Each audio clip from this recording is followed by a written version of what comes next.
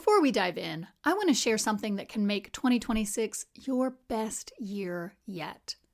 It's called the Success Blueprint, a quick, powerful goal-setting course designed to help you achieve goals that actually fit your values, your capacity, and your season of life.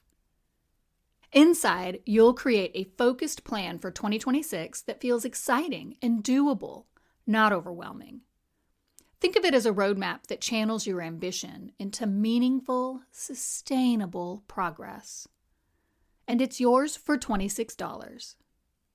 If you're ready for goals you can't wait to accomplish that are actually doable, head to womenleadwell.net/blueprint or check out the link in the show notes below.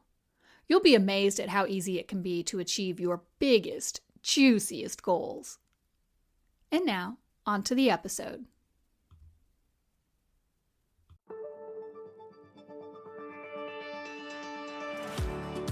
Welcome to Joyfully Unstoppable, the podcast for women who are ready to succeed without the stress. Whether you're leading a team, a classroom, a boardroom, or your own big, beautiful life, I am so glad you found us. I'm your host, Becky Hamm, leadership coach, speaker, and founder of Women Lead Well. Each week, we'll explore what it means to lead joyfully, sustainably, and authentically, even in a world that tells you to hustle harder and prove your worth. You carry a lot. Let's help it feel lighter. Okay, friends, I hope you all are doing well. We are into January. 2026 is on its way. And now let me take a second to frame what we're going to do today, because there is an arc to these episodes here in January. For the last 2 weeks, we've been talking about failure-proofing your goals.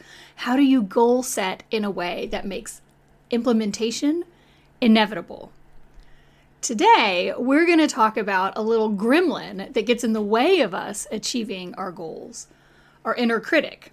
And you'll remember back in the holidays, I did an episode on the inner critic about what you can do in the moment if your inner critic rears its ugly head, gets loud at a holiday party or a Christmas dinner or Thanksgiving meal, because there is a decent chance that language, that narrative of your inner critic was written by somebody you shared a meal with over the holidays. I mean, that's just how it goes.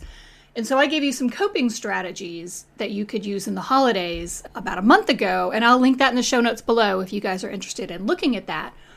But today I want us to take maybe a bit of a step back and unpack what this inner critic is doing and how you can change the narrative, how you can take control of that inner critic.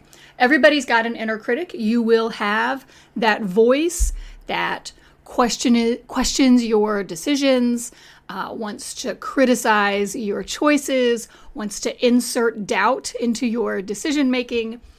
That is just a part of the human experience. So when that voice comes up, I don't want you to ever feel like you've done something wrong or you lack self-confidence or, and this is important, or that there's any validity to what that voice is telling you. That voice was programmed, when you were in elementary school, probably programmed before you could smoke a cigarette and drink a beer.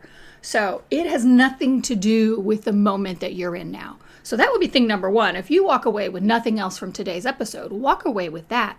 That voice, that nagging doubt, that self-criticism, that running narrative that we all have that tells us, quick to point out the weaknesses in our plans and what we could have and should have done better. All that means is that you're human. It doesn't mean anything else. So don't give it any weight beyond that. When you hear that voice, you tell yourself, oh yeah, this is just what the brain does. Not even my brain. It's what all brains do to keep us alive. So today we're going to get into it. And we're going to talk about what motivates your inner critic to pipe up when it does. Because if we can learn what motivates your inner critic, yours uniquely, different from mine, different from your friends, different from your family, but your unique inner critic voice, that unique narrative that only runs in the back of your brain, If you can understand what is motivating your inner critic, then that is key to ensuring that your inner critic does not hold you back from all of the amazing things that you were meant to do. So today on the podcast, we're going to unpack that inner critic, and I'm going to share some strategies for how you can engage with it in a way that turns down the volume. You just want to dial it back a notch. It's still going to be there. And again, that's fine. You just don't have to pay as much attention to it as you might be. Okay. And we're going to start off by looking at what the inner critic is actually doing. Your inner critic functions as a protection system. It's the part of you that is constantly scanning for risk. It's anticipating consequences. The brain runs on predictions. And so it's taking what has happened in the past and it is making predictions about the future. It pays attention to your reputation, to your credibility, to your belonging, right? You're fitting in with whatever group you're in, to exposure that might leave you vulnerable. And to be clear, these are all things that matter for effective leaders, and especially for women in leadership roles. And while you probably think that your success would quiet that inner critic voice, right? Because you have a track record of being awesome. And so if the brain runs on prediction, and if it's basing its prediction about the future in terms of what's happened in the past, then surely your success itself should quiet that inner critic voice. No, ma'am. No, I'm so sorry. Often the opposite is true. Your inner critic can become louder the more successful you become. And from your inner critic's perspective, this makes perfect sense. And let me explain why. More success means more eyes on your work. More eyes on your work means increased stakes. Greater responsibility increases your pressure for accuracy. Your inner critic responds to that by increasing its monitoring, by getting louder, by being more attuned to the risk, to the exposure, to the visibility. And you've probably seen this in your life. To give an example, before an important meeting, your inner critic might well show up and tell you all the ways that you should have prepared. After a decision gets made, it reviews all of the alternatives, right?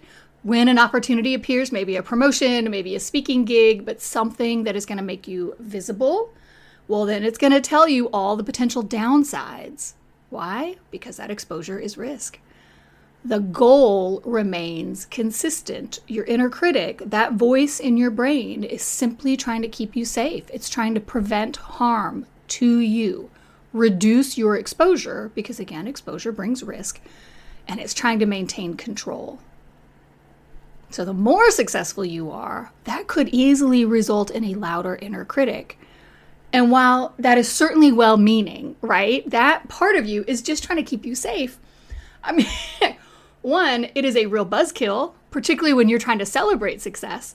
And two, it's not aligned with your potential, with your actual abilities or your vision. So what can you do? Well, I'm going to say one, just understanding what your inner critic is trying to do is a great first step. The messages that come from your inner critic, if you know what's going on, if you just know that voice is just trying to keep you safe, and so that's why it's trying to keep you small, well, then that just becomes information. You hear it for what it is, as opposed to the judgment. You don't perceive it as judgment. You can evaluate the information that's coming in without taking it personally. And when you can do that, then you can decide, does this information deserve my action? Like, should I pay attention to it? Or is this one of those things that I can let go? And so when that voice comes up, I'm going to encourage you to start by asking, what are these thoughts trying to protect? That voice of doubt, that voice of criticism, what is behind the thought? What is it trying to keep safe? What does my inner critic, what does my brain think is at risk? And by answering those questions, you gain some leverage. You move from reaction, the inner critic's narrative, that message is driving you. You flip that to analysis. And so rather than just beating yourself up, you just assume that that inner critic voice is true, that that nagging doubt or that disbelief or that criticism is valid. You create a little distance between you and those thoughts. And by creating that distance, you're able to make real meaningful decisions about whether to take that information on board and adjust your behavior or not. It gives you some choices about what to do next. And here's the even better news.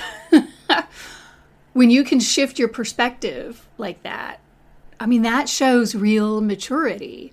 Leaders who interpret internal signals as opposed to just reacting to them, you stay steadier. You stay more grounded in yourself, but in your ability, in your purpose, in your mission, and you're better able to make the right moves because you are present. You're not like strung out on some like future doom spiraling. You stay in the moment, you stay present and grounded in your body, and you recognize your thoughts for what they are. And that makes you better at making decisions. And so the inner critic can become part of informed decision making instead of I say this with love, but a very immature version of you that has hijacked your life. Because again, that inner critic voice got put in your brain when you were a kid.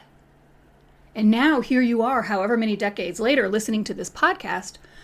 Like my inner critic was from when I was like 7 and 8 years old. I'm 50. I do not need a 7-year-old making my decisions for me by essentially bullying me into a particular course of action, by telling me what I can't do or I shouldn't do or won't work or da-da-da. No, like that. That does not set me up for success. That does not set me up for joy. That is not the best version of me. And to tie it back to mature, grounded leadership, man, that's not the kind of leader I want, and that is not the kind of leader my teams deserve. And you have seen it. You have worked with or been around people who have learned how to take charge of their inner critic, and you have worked and been around people who are led by their inner critic. And it is a stark difference between the two. And I'm just here telling you, you get to choose which person you want to be, and you can take charge of that voice. So, you can use your inner critic, be a source of information and analysis to inform better decision making and not be so dang disruptive. Gaining distance and perspective, that is your step 1, okay?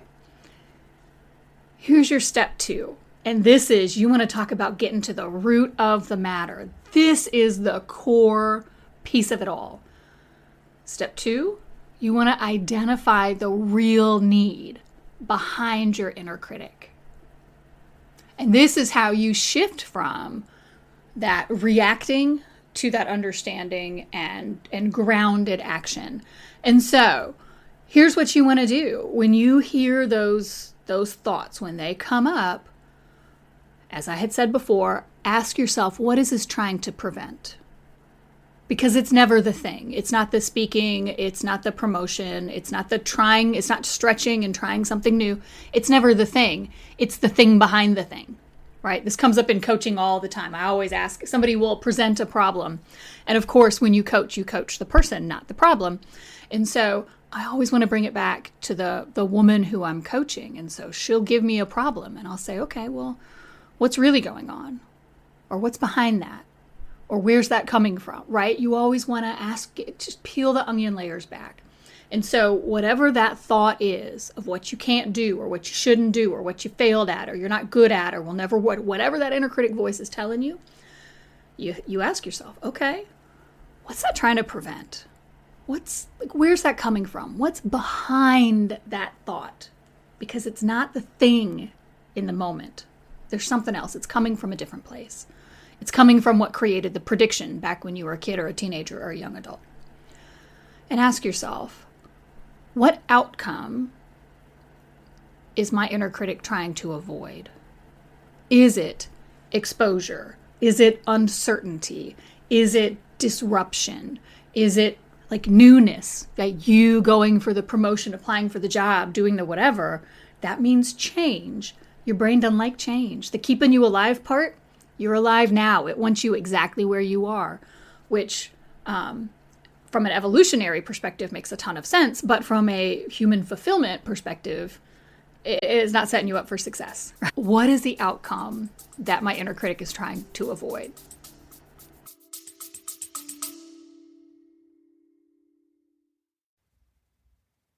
As you look ahead to a new year, this is the moment to decide how you want to grow as a leader and a person. My one-to-one coaching helps successful women bring more clarity, confidence, and alignment into their work and their lives. If you want intentional, sustainable progress in 2026, now's the time to explore coaching. Book a discovery call now, and you can begin in January. I've got 3, 6, and 12-month packages available. What does it seem concerned about right now? So what is it about this situation that my inner critic is reacting to? What's it concerned about? What feels at stake, right? What's at stake in this moment to my inner critic? When you can name that underlying concern, when you can get clear about the need behind the need, you are lowering the intensity of the emotion. And so again, all of this is trying to give you a little bit of distance from it's in your own brain, right? The thought feels true because it is your own thought. It's your own brain. If you're the kind of person who hears your thoughts, you're hearing that thought in a voice. That could be your voice. It could be another person's voice. But it feels so real. And because it feels real, it feels true. And so by stopping and peeling those onion layers back and asking yourself, what is really going on here? What is behind this visceral reaction that my inner critic is having right now? In the moment, you'll start to gain some insight into the fundamental issue. Over time, if you really make a habit of doing this every time your inner critic pops up, well, then you're going to start to see patterns. And you're going to start to see that every time there's exposure, so every time you are seen by others, that's a real trigger for your inner critic. Or maybe it's not. Maybe you have no problem being seen by others, but every time you have to take a step against the grain, that's when your inner critic comes out. Your inner critic really wants you to conform in order to stay safe. Right? Again, everyone is different. But the more you listen and peel back the onion and start to see what is behind, what is motivating, what's driving this voice, you start to see that the voice itself, the message in the moment, is nothing. It's not the point at all. The point is what's behind it. And once you know what's behind it, once you know that real need that little you has, like this is where inner critic can translate into inner child, right? Once you know that need, well, then you, grown woman that you are, you can find ways to meet that need. And so let's say that your inner critic is driven to reduce exposure because whatever, at some point in your life, you had an experience or you saw an experience where someone was out in front and it went badly for them. And so there's that part of your brain that says, no, she's going to stay with the herd. She's not going to be seen. We're going to keep her safe by keeping her small. Well, then you can intentionally do some work to help yourself feel safe in your body, to know that you are safe being seen. You are safe when you use your voice. That not only good things happen, but that you can advance your mission, that you can live into your purpose. You have to be intentional about doing it. Again, this all takes time. You've probably had decades of that voice telling you not to be seen. And so it's going to take more than a weekend for you to feel safe being seen. My point, though, is that you got to start somewhere. If you want to take charge of your life, if you want to grow in the way that you know you want to grow, you know that you were meant to grow, then you got to take charge of your inner critic. And you can, in fact, take charge of your inner critic. Okay, let's bring her home. Here's your steps. Number 1, you want to notice the voice. You want to catch yourself thinking the critical thoughts. Once you catch it, identify that protective need. What is behind the criticism? What's it really trying to do? Number 3, you want to meet that need. You want to respond with some kind of a clear action, a decision, something that helps you, your body and your brain, feel safe doing the thing that your inner critic finds threatening. Okay? And again, this is a practice. This is not a do it once and woof, you never have to worry about it again. We all have inner critics. You're going to have it your entire life. The message might change, the intensity might change, but she's there.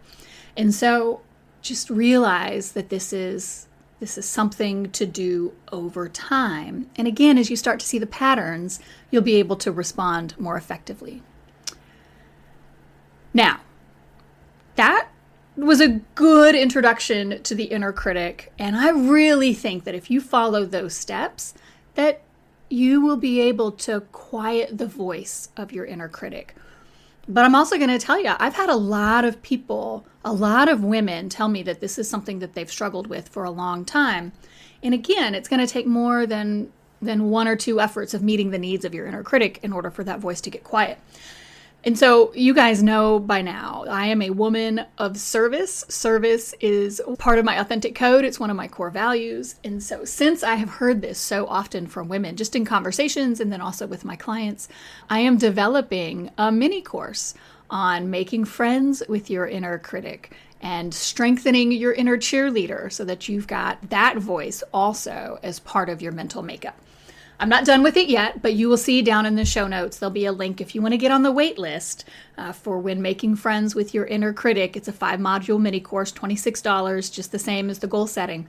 That'll launch by the end of January, so it's coming up pretty quick. I've got the scripts done. I'm just working on filming now, and I'm excited about it. So if you want to get on the wait list, please do that. So this course is going to give you an even deeper understanding of those inner critic patterns and the types of inner critics. We've talked about it a little bit on the podcast, right? That sometimes the inner critic is trying to keep you from exposure. Sometimes it's trying to keep you from uncertainty. We're going to dig into those different types of inner critic in the mini course and give you the opportunity to figure out your most common patterns. Because again, once you can see the patterns, it becomes a whole lot easier to distance yourself from the voice. I'm giving you a number of tools within the program that include practical leadership situations. So moments you might find yourself in, what inner critic voices might say in that moment, and how you can reframe in order to lead from a more grounded place. And so there are a number of guided exercises to help build skill and consistency as you identify these patterns over time. And then, of course, that is for the inner critic. And then we're mirroring all of that with your inner cheerleader so that you are bolstering, strengthening, turning up the volume on that voice of encouragement that also lives inside of you. So again, link in the show notes if you'd like to get on the wait list for that and be looking for it by the end of January. I'm very excited. And I hope that you will join me next week as I give you the secret for taking confident action, even when you don't feel so confident. This is the theme, right? You're seeing the theme of we are going to make 2026 a year of success and joy, and we are going to have fun doing it. So next week, it's all about confidence. If you have ever struggled with moving forward before you feel ready, you are not going to want to miss it. Now, if this episode spoke to you, I would love for you to share it with a friend who's running on empty. We need more women leading from alignment, not adrenaline. And please don't forget to like and subscribe. And if you could leave a review, please, please, please leave a review. I would really deeply appreciate it. Building those reviews on Spotify, Apple, YouTube, it really does help a little podcast like mine get some traction and to get shown to more women who could benefit from it. And now you can always grab one of our free resources like Tame Your Inner Critic, the weekly reset routine, and the mental load reset. All of that is available on the Women Lead Well website, and I'll link them in the show notes below. Remember, joyful, sustainable, and authentic leadership is possible, and you deserve to enjoy every minute of it. Until next time, I'm Becky Hamm, and this is Joyfully Unstoppable.